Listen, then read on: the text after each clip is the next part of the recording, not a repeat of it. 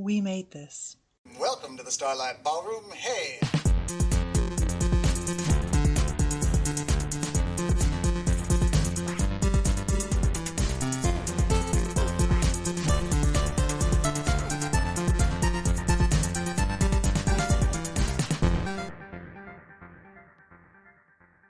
Hello and welcome to Shipwrecked and Comatose, the podcast about Red Dwarf here on the We Made This podcast network.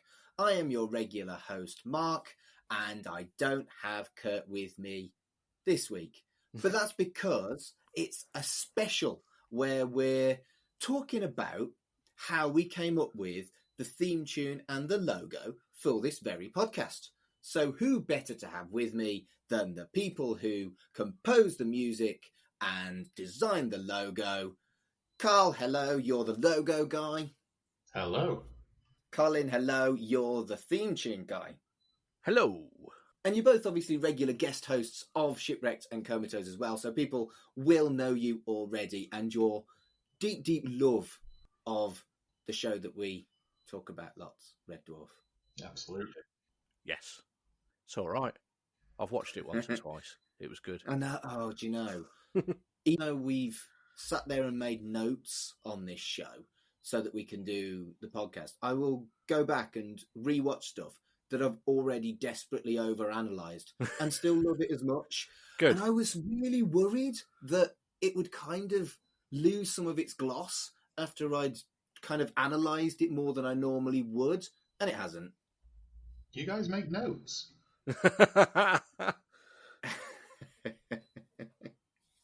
I make copious notes, and I've got like piles of notebooks full of podcast notes that I don't know, one day when I'm the most famous podcaster in the world, they'll be worth millions.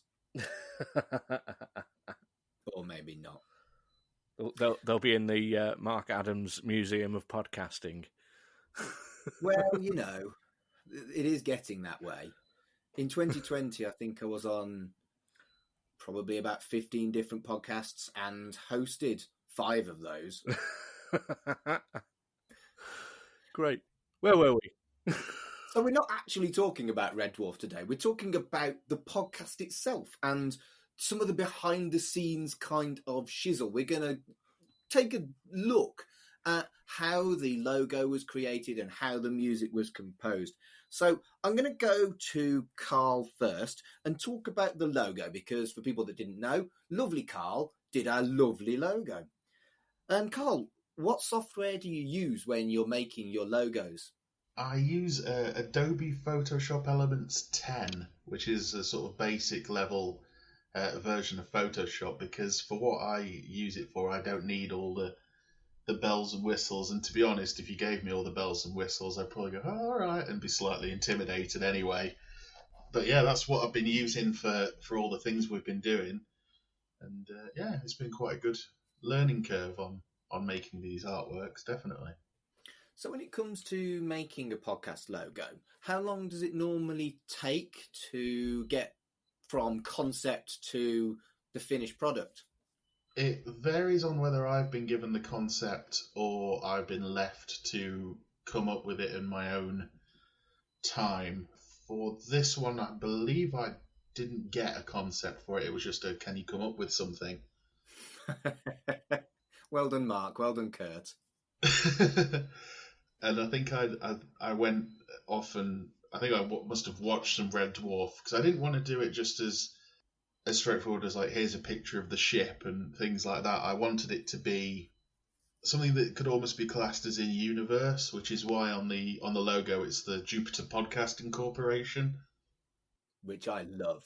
I thought, again, so we just literally said, can we have a logo, please, Carl? And you came up with that, and I was like, that's cool. Oh, thank you. I'm quite pleased with it. I think it was the first big one I did, because I've been doing podcasts kind of on my own since about 2008, 9, roundabout. And I always made the artwork for those because I didn't know anybody else that could do it. But then when it got to this, I was like, oh, it's going on a network. Oh, dear. Better make sure this is good. So I'd have like the Jupiter Mining Corporation logo up on one window, and then I'd have what I was doing on the other window. But I always try and make sure that everything that's in my version isn't ripped off like an official image. It's just a recreation, so that people can't say like, take that down, that's our image. So Right. that Jupiter Podcasting Corporation logo, the mountains and things like that are PNGs are sourced online to make sure that they were same as the fonts. The joy of shows like Red Dwarf is they have a very dedicated fandom, and one of the things that the more technical side of that fandom do is they'll come up with fonts. So obviously the word bit that says a Red Dwarf podcast is the Red Dwarf font, and I believe the Shipwrecked and Comatose bit is the logo, the font for Jupiter Mining Corporation. I believe that's where I got it from, or it's the logo from the side of the ship, the font from the side of the ship. Sorry. And is that a significant consideration that if you're using copyright images, you could get in trouble? Because obviously, as someone who records podcasts, I know very well don't put any copyrighted music in your podcast, but I hadn't even thought about it when it came to logos and fonts and that kind of shit. I'm pretty sure that you can get away with most things. Like if you sort of scour through podcast networks like I tend to do when I'm looking for ones to listen to, if you've got like a friend's podcast, they'll probably put a picture of them in it, or the fountain from the title sequence or something like that. But I kind of like the challenge of coming up with something that's going to be completely free for us to use. Also, I think it kind of shows to people who are tuning in, oh, they actually went to the trouble of making a good looking logo without just, ripping something from the internet. And also, I quite like the challenge as for a creative challenge as well. Do you feel that it's helpful or a hindrance when you're asked for specifics? Would you prefer what we did with Shipwrecked and Comatose? Can we have a logo, please? Or would you have liked us to have told you what we wanted? It depends. There's been a couple where they've been very, very specific about what they wanted. And sometimes it's not looked as good as it could be because of they've asked for a lot, if you get what I mean. If they say, like, we want this in it, and this in it, and this in it, and this in it, you kind of go, you've only got a certain amount of room. And also the thing to remember is when you're looking on podcast apps, it's going to be shrunk down to like 200 by 200. So if you've got huge, vast amounts of detail in it, people aren't going to see it. They might do when they're listening to it on the app and it blows it up into big if you're using that way of listening to it. But if you're looking to catch the eye on a podcast app, it does have to, in my opinion, it does have to be broad strokes, which is why a lot of mine that I do tend to focus mainly on the text in the middle and then have something nice around it rather than it being like an intricate work of art. I mean, if we were doing a record sleeve, then yes, by all means, you could Sergeant Pepper it and have a million different things in it. But for something like this, when you're browsing through and because if you type Red Dwarf into a podcast engine, you're probably going to get a lot of different ones. And you're probably going to pick the one that's got the nicest looking artwork on it. Mm. And for that, you need something that's going to, I can't click my fingers, but you're going to need something that catches the eye like that. And I think we've got that. I really do. So, Carl, do you think that this is one of your favourite logos that you've created for podcasts? Yes, definitely. I think it fits in with what we're doing very well. I think it looks like it could pass for something that's like an official Red Dwarf podcast, in my opinion. And I enjoy it a lot because it's one of the first ones I did, so it's one of the ones that is quite personal to me, especially with how well it was received by you and Kurt, and that I went away when you came back and when you just said to me, like, can you make us a logo? I was like, yeah, sure. Walked off going, oh God, and then came back and it got such a good response that it means quite a bit. Well, it may have been the first, but it certainly wasn't the last time that I went, Carl, can I have a logo? No, it wasn't. But I think I've done all right with that. I do too. So, Colin, we're going to come over to you, and you might recognise the questions, but with the word logo replaced with music. Okay. So, what software do you use to make the music? FL Studio is the main program that I use, but I also used a little bit of editing stuff in Reaper to put the Talkie Toaster sample in there. So yeah, with what Carl was saying there about making sure everything's totally legal and above board, I've stolen a few things. Obviously, the melody is taken from the Red Dwarf Shipwrecked and Comatose theme tune. Tweaked. It's adapted. It's based on melodies hummed by Garth Marenghi, basically. So yeah, it's a Red Dwarf podcast. I wanted to go for something Red Dwarfy, so I thought let's quote a bit of the line, and then I wanted to make it kind of a sort of chip-tuney, sort of almost as if there was a Red Dwarf computer game on the Master System or NES kind of sound. So I used various different VST synths, so they're like virtual synthesizers within the computer that you use. And the main ones that I used for it were, there's a couple called Toad and Peach, which are based on the Nintendo NES sound chip. So that's why it sounds a bit bleepy and 8-bit computery.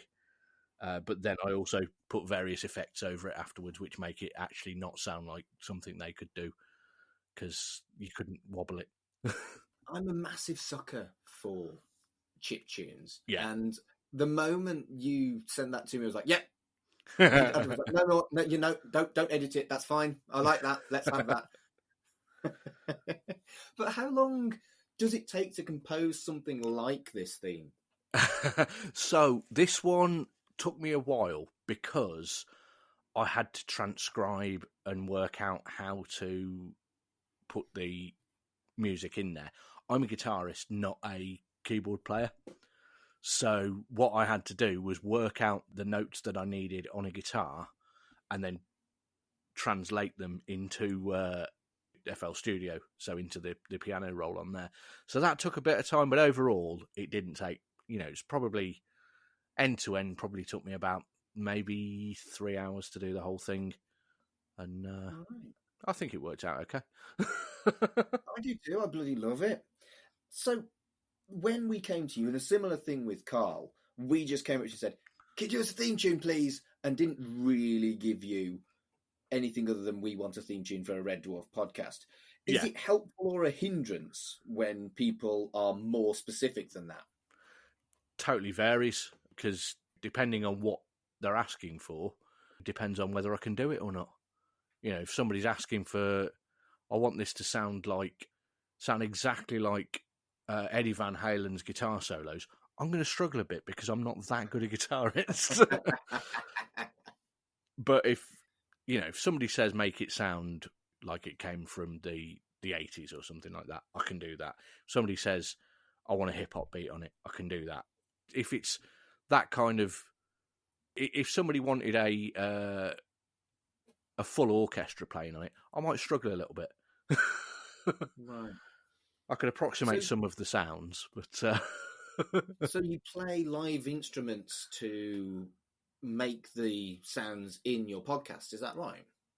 It depends on the piece. There are, in the Shipwrecked and Comatose theme tune, there are no live instruments on there. It's all synthesizers and drum machines. But I physically used a guitar to work out what the notes were, because that's my main instrument. And would you have preferred to have done some of the instrument playing, or does it not matter? It's all about being creative.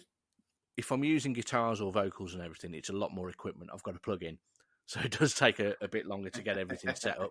And I've got to make sure I've got the time and the space to do that, which isn't always easy with having a 4-year-old, because it means I can't do really noisy guitars after she's gone to bed, and I can't record something that I need absolute quiet in the background for when she's awake. Right, that does make sense. Yeah. And so, do you think this is one of your favourites that you've ever come up with of all the theme tunes that you've composed? Yeah, I see. I would say arranged more than composed, because if I say composed, then Howard Goodall might get annoyed that I nicked that melody. But Fair yeah, enough. it's the first dedicated piece of music that I've written actually for a podcast. The ones that I've done before, so for my own podcasts, there's various bits of music that I've got on there that I already had lying around from other experiments or things that I'd been messing about with. So like the We Dig Music theme tune is an old track where I was trying to sound like Ministry covering the Ramones. And That's a look. yeah, Well, that's a sound. and going for a sort of Ministry Stooges Ramones kind of sound, and hadn't got around to recording vocals on it yet. And then we started doing the podcast, and I thought, well, I'll stick that on there. But this one was built from the ground up. I need to write some music for this Red Dwarf podcast, so we know, the style of where we're going with it, rather than it being just random bit of music that, that'll fit. So yeah, I like the fact that it's the first bit of work I've done that was like to order, like that. And I'm so glad that you're both Red Dwarf fans, because it's nice to have the people that have brought their artwork, brought their effort to the podcast to continue on as guest hosts. I'm going to ask you a couple of random questions about being on Shipwrecked and Comatose before we go. Which episode that you've done do you feel is the one that you've enjoyed the most? We'll ask Colin that first. Oh man, I don't know. I've enjoyed all of them. They all sort of blur a bit, to be honest. Not the Christmas special, because I was utterly fucking terrible on that quiz because I couldn't think quick enough. Just like now, whenever I'm put on the spot. No, I enjoyed recording. So we do them in blocks of 2. So sort of, I particularly enjoyed doing the series 2 ones. So that was Queeg and Parallel Universe I did. Mm. I enjoyed doing that. We did some particularly good discussions on the Queeg one, particularly about like Charles Organs. And there was the running gag in the Queeg one as well. Yeah. So anyway, Queeg shows up.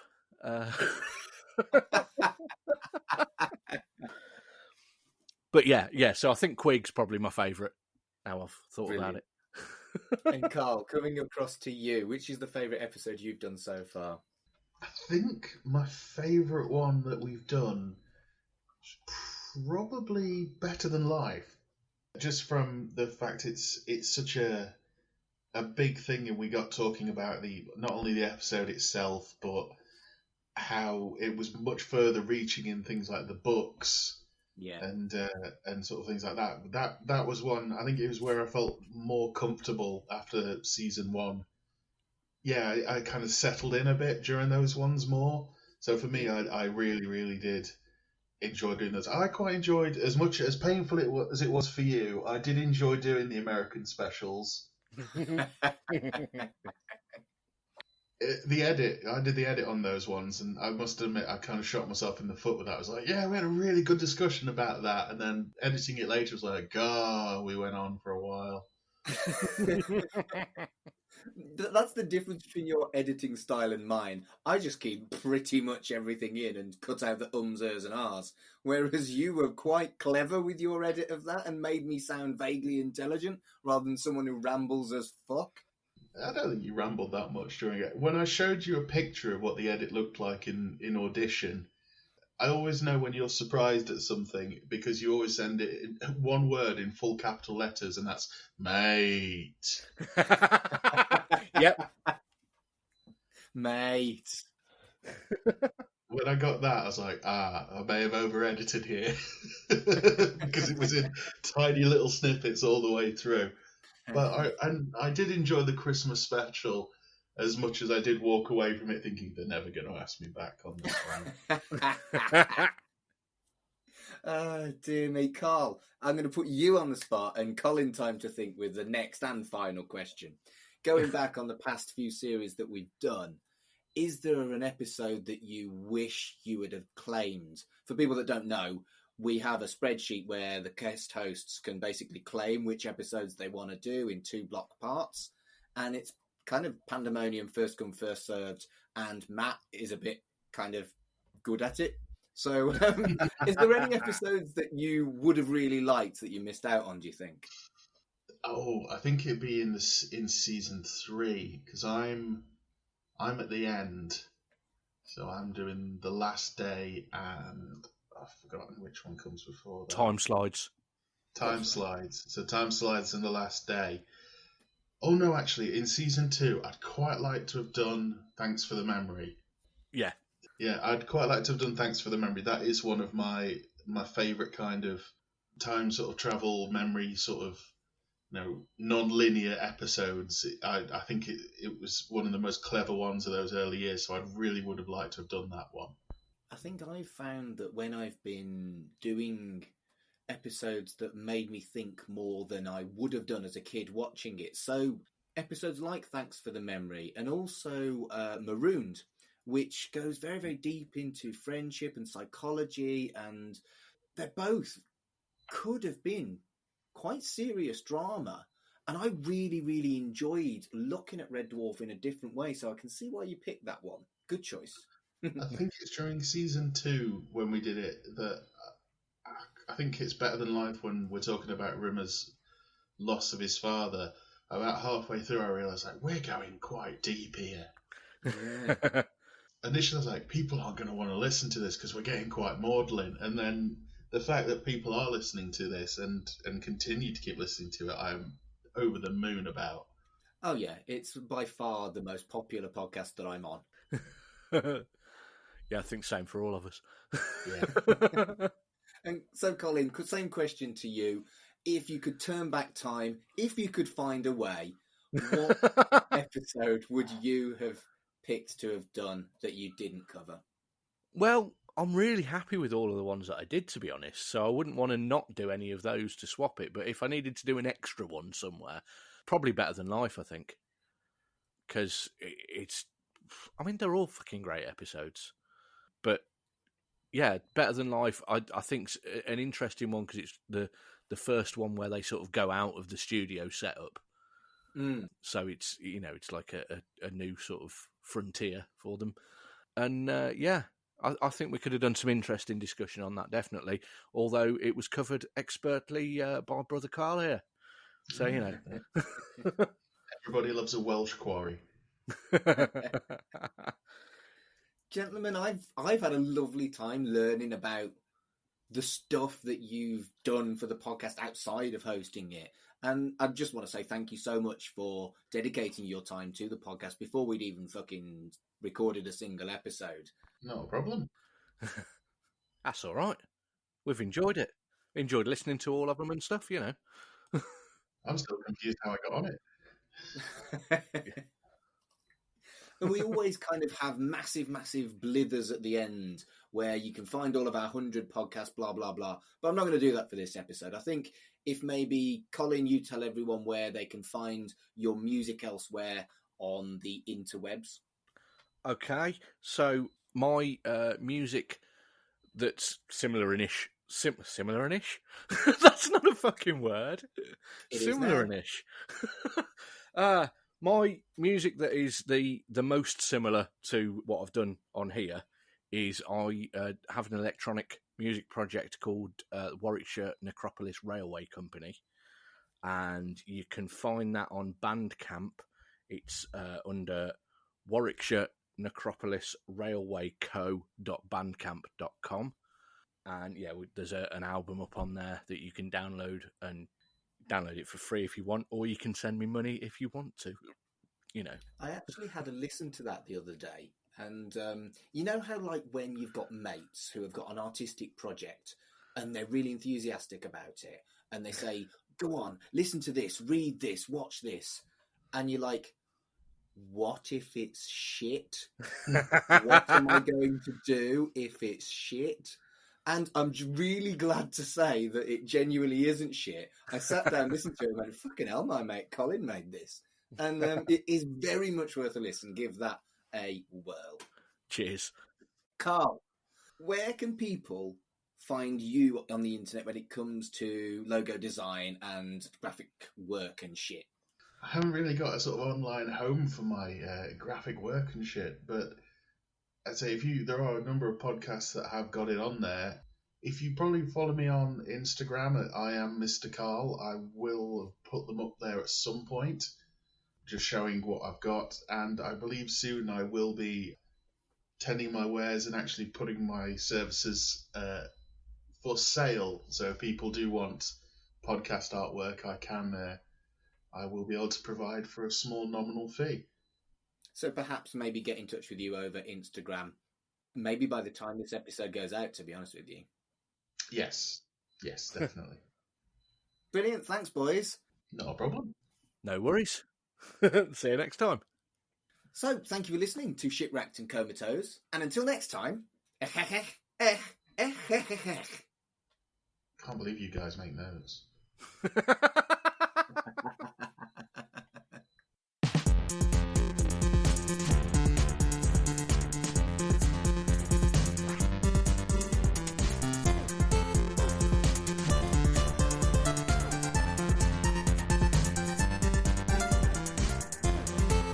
Shipwrecked and Comatose, a Red Dwarf podcast, was created and produced by Mark Adams and Kurt North.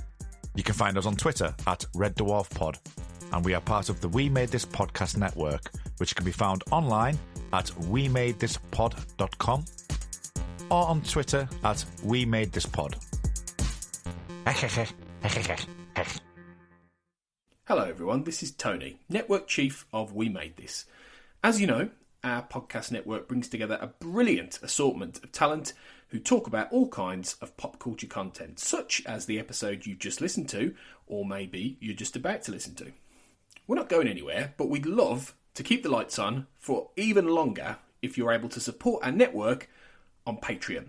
For just £2 a month, you get your name in lights and the satisfaction of knowing you're helping us produce more great audio. And for £3 a month, you'll get your name in lights, but you'll also get access to an exclusive bi-monthly podcast from the We Made This talent pool on podcasting, pop culture, and, well, you tell us. We'll take your suggestions. For less than the price of a coffee per month, you can help keep We Made This going. Just head to patreon.com/We Made This. That's patreon.com/We Made This. And get the ball rolling. Now, back to your scheduled programming. Elsewhere on We Made This.